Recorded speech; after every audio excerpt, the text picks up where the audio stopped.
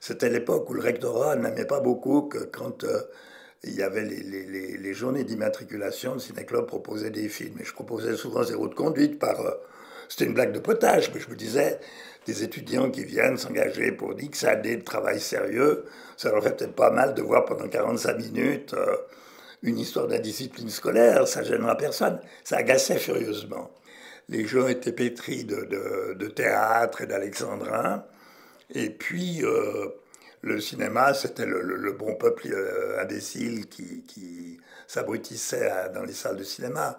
Donc, dire que le cinéma faisait de la culture, c'est de faire de la contre-culture par rapport à ceux qui abusivement prétendaient que leur culture était la culture. Notre idée était de créer un choc qui déclencherait le sentiment chez les autorités universitaires qu'il y avait nécessité à créer décidément un enseignement du langage cinématographique dans l'université. Projet qui finalement s'est concrétisé non pas à l'université de Genève, mais à l'université de Lausanne. Peu importe d'ailleurs, l'important c'était que ça existe. Et moi j'ai toujours une curieuse manière de penser à gauche parce que une certaine tradition familiale avait fait de moi un zophingien, de même qu'une certaine tradition familiale avait fait de John Sigler un zophingien aussi. C'est d'ailleurs à Zophin que j'ai connu John Sigler qui est devenu un ami. Mais ce qui était intéressant, c'est que, passionné comme j'étais du cinéma, et que j'ai voulu entrer au ciné-club universitaire au comité, Jacques Rial, qui lui était bellétrien plutôt de gauche, s'est un peu méfié du dangereux pou blanc que je pouvais représenter en étant zophingien. Et puis, disons que nous avons l'un et l'autre évolué et que finalement, on s'aperçoit que à partir du moment où la bonne foi est là, le désir de faire avancer les choses existe. Être de gauche ou être de droite n'a pas forcément une grande importance à partir du moment où on agit de bonne foi et de manière constructive. Il n'en reste pas moins que pour moi, être de gauche représente quand même... C'est la même histoire qu'avec les cours sur le cinéma. Être de gauche permet quand même de donner les petits coups de pouce qu'il faut de temps à autre pour faire bouger les choses. Mais il nous semblait justement qu'il était important de le combler, ce fossé, dans la mesure où les pays de l'Est, et notamment l'Union soviétique, avaient quand même joué un rôle absolument pionnier dans l'invention du langage cinématographique, et qu'à travers l'expression cinématographique des pays de l'Est, et notamment de l'Union soviétique, il y avait quand même une vision de l'âme russe au sens large du terme, qui persistait à être exprimée d'une manière tout à fait remarquable, et qu'à partir du moment où justement le fossé tentait à les gens qui tiraient parti du fossé, tentaient notamment d'empêcher la communication et d'empêcher l'accession et l'accessibilité à des sensibilités pourtant très importantes. Il nous appartenait, nous, à travers les trésors du cinéma qu'on pouvait trouver à la Cinémathèque notamment, de compenser ce manque en montrant décidément que les idées des autres méritaient d'être prises en compte à travers l'expression qu'en donnait l'art cinématographique. Alors une fois qu'on a quitté le ciné-club, enfin j'ai quitté le ciné-club à la fin de la saison 60-61. Pour une raison très simple, c'est que le cinéma ABC allait être démoli. Le propriétaire des murs ne voulant pas faire engager les frais d'installation d'un écran cinémascope qui commençait à manquer dramatiquement.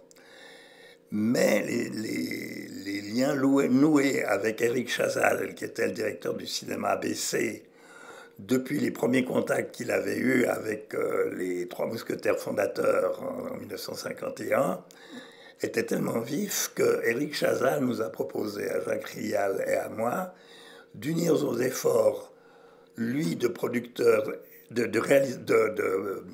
directeur de salle très exigeant quant à ses programmations, puisqu'il a montré la fine fleur de la production mondiale, tout pays confondu, régulièrement en version originale, ce qui était assez rare en Suisse romande, où on pratiquait plutôt la monoculture du doublage et la monoculture du navet, avec également notre expérience d'animateur de ciné-club.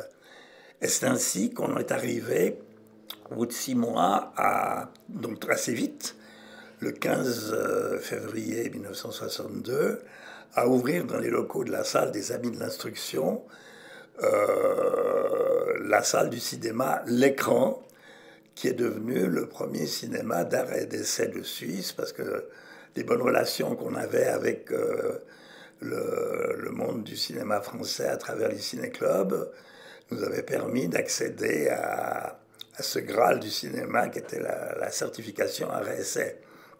Et puis 3 ans après, l'occasion s'est présentée de reprendre en haut de la Coraterie un cinéma qui était l'une des plus anciennes salles en activité du parc des cinémas genevois, l'Excelsior, qui, après une carrière de cinéma normale, entre guillemets, et face à une certaine concurrence, parce que c'était devenu une petite salle, s'était replié sur l'exploitation de films en langue allemande, Neu für Genf, disait-il, fermait ses portes.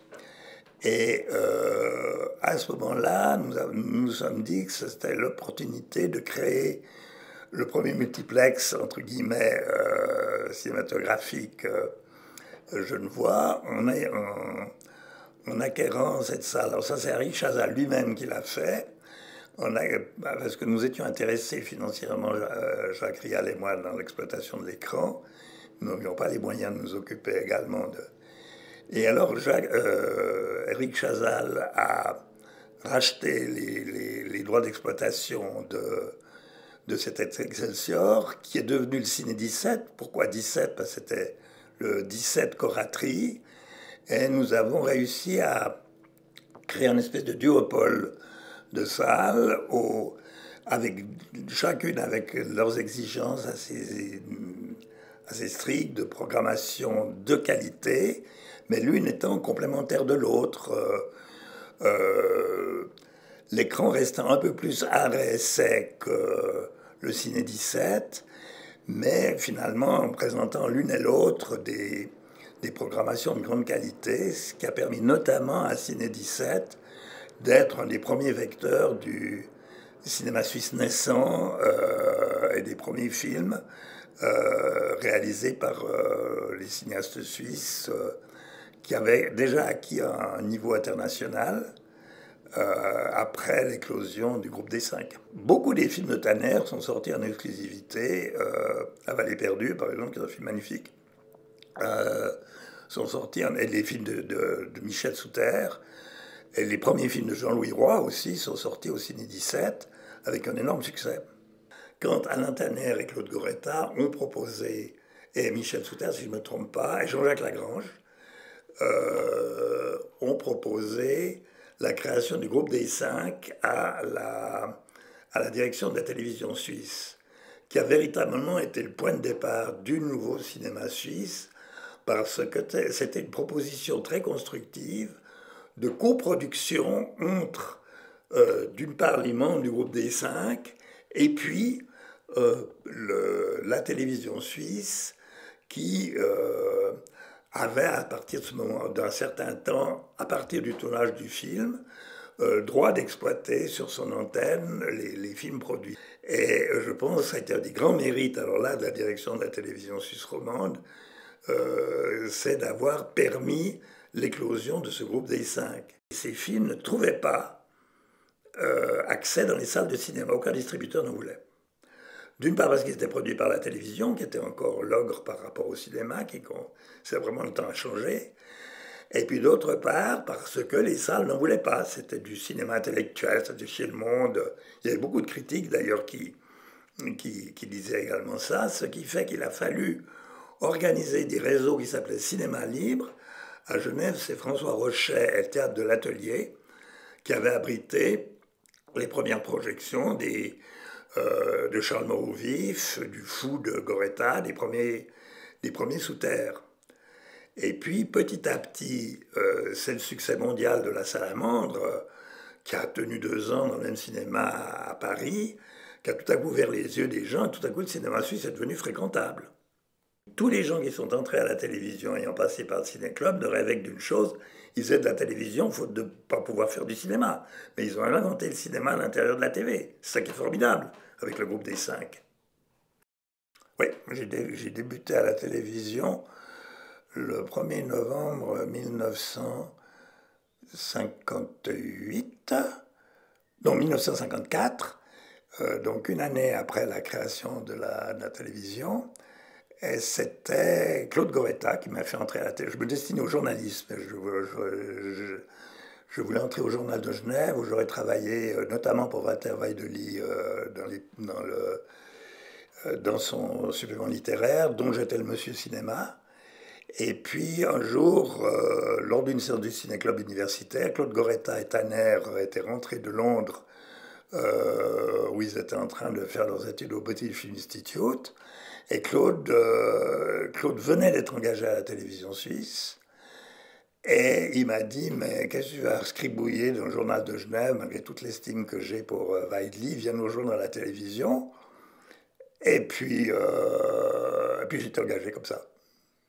Alors moi, très vite, quand je suis entré à la télévision, d'une part, j'ai fait tout. J'ai fait tous les métiers. Et surtout, j'ai fait 2 choses qui sont fondamentalement formatrices, qui est, d'une part, j'ai été d'abord régisseur de plateau. Ce qui fait que j'ai été régisseur de plateau des plus grands réalisateurs, Goretta, Lagrange et tout le monde. Mais j'ai aussi été régisseur de plateau sur des émissions de variété où on se déplaçait tous les 15 jours. Et puis moi j'ai toujours rêvé d'être garçon de piste chez CNI.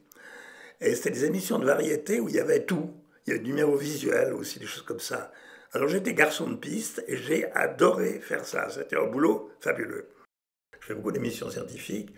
Et puis je me suis petit à petit spécialisé dans les émissions sur les civilisations, le marché de son passé, et puis les émissions ethnographiques, tant en Suisse qu'à l'étranger, à la suite de rencontres avec des gens comme Jean Gabu, et comme d'autres ethnologues, et des ethnologues suisses. Et j'ai été jusqu'à mettre en route des schémas d'émissions sur l'ethnographie suisse qui permettaient à des ethnographes de terminer leurs travaux d'études et d'apprendre à faire du cinéma. Ça m'a tout de suite passionné, et à partir du moment où j'ai pu m'embarquer dans ces voies et qu'on m'a donné les moyens de le faire correctement, j'ai plus arrêté, je n'ai plus jamais voulu en changer. On avait trouvé une copie chez un personnage privé de Genève qui nous a cédé une copie de Boulu sauvé des eaux, qui était à l'époque un film qui était ni à la Cinémathèque ni en distribution, mais qui était complètement légendaire. Et on avait réussi à convaincre Michel Simon de venir le présenter. Ça a été probablement la séance la plus formidable qu'on ait organisée au Ciné-Club universitaire. Ça a été complètement extraordinaire. Ça a été une soirée absolument turgescente. C'était un samedi à 17h. Et la réunion s'est terminée dans un bistrot de Genève. Ça a duré encore toute la nuit autour de Michel Simon. Les gens, les consommateurs se succédaient pour voir Michel Simon nous raconter des histoires absolument incroyables. C'est probablement la plus folle des rencontres qu'on ait organisées. Mes films préférés, le top du top pour moi, c'est 2 films américains. C'est Citizen Kane d'Orson Welles et c'est Chantons sous la pluie de Gene Kelly et Stanley Donen. Ça, c'est le top du top.